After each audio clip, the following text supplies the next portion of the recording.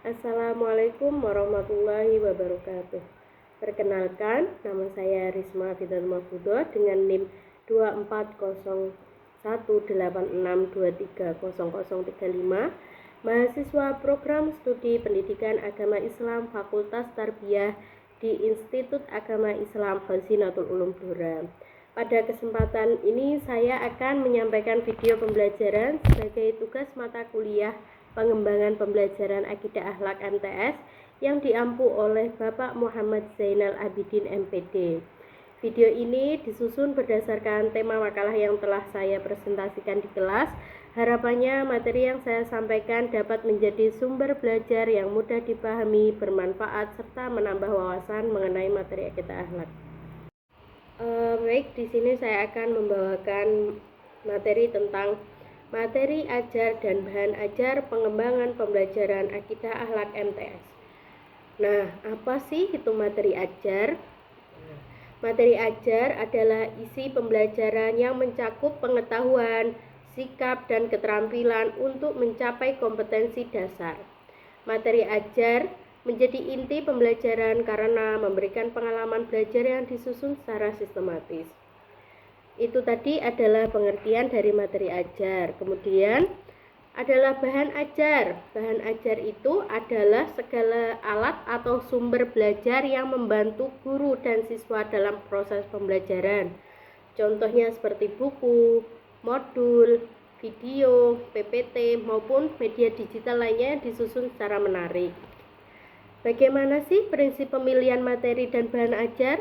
Nah, dalam memilih materi dan bahan ajar, perlu memperhatikan prinsip relevansi, konsistensi kecukupan, sistematis, dan berkesinambungan, serta memotivasi peserta didik. Jadi materi ajar, dalam pemilihan materi ajar itu kita harus memperhatikan dari berkesinambungan antara materi yang sudah diajarkan dan materi yang akan diajarkan. Kemudian materi ajar harus bisa memotivasi peserta didik. Terus ada lagi materi ajar harus sesuai umur peserta didik. Misal kita mengajar di MTS, jadi kita harus memilih materi ajar yang relevan dan menarik untuk anak usia MTS. Bagaimana sih langkah-langkah pemilihan materi ajar? Langkah pertamanya adalah menganalisis kurikulum.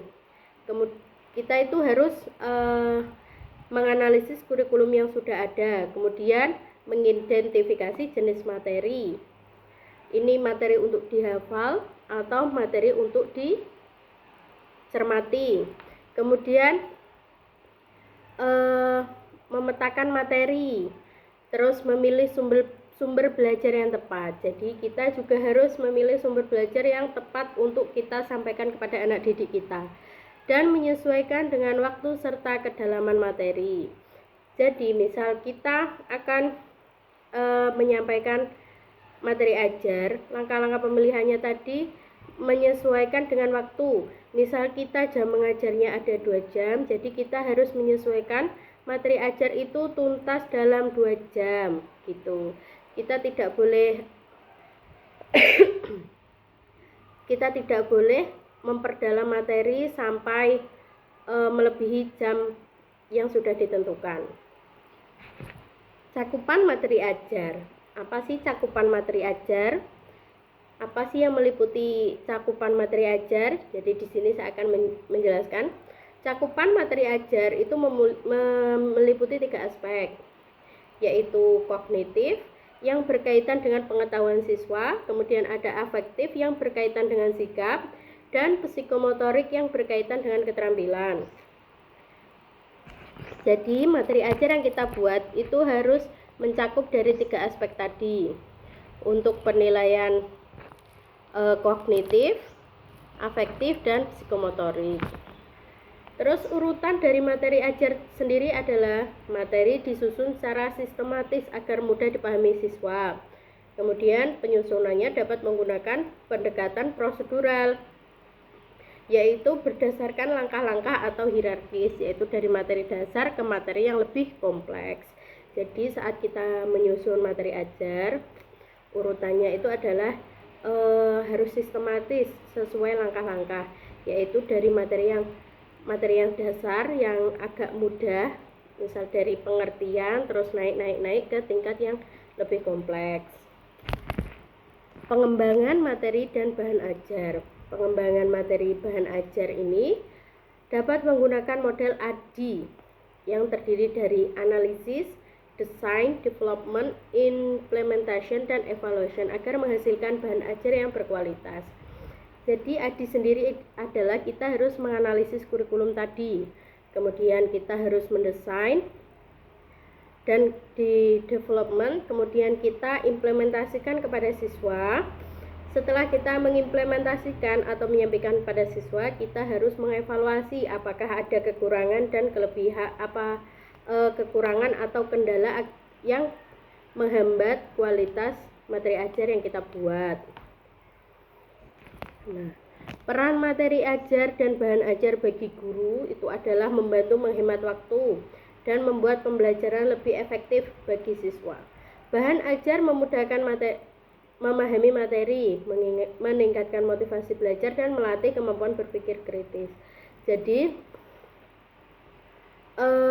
kita itu menggunakan materi ajar dan bahan ajar itu untuk menghemat waktu. Misalnya, jika kita hanya menggunakan media buku, materi ajar, bahan ajar berupa buku paket ataupun yang lainnya, itu kita harus menjelaskan satu-satu dan itu terasa lebih monoton ya. Jadi kita boleh menggunakan misal seperti PowerPoint. Nah, untuk PowerPoint sendiri ini kita buat desainnya yang menarik, jadi siswa akan tertarik dan pembelajaran akan lebih efektif. Nah, meningkatkan motivasi belajar. Saat kita menyampaikan materi dengan cara yang unik, dengan cara yang berbeda dan lebih terarah gitu, itu kita akan meningkatkan motivasi belajar siswa. Baik, terima kasih.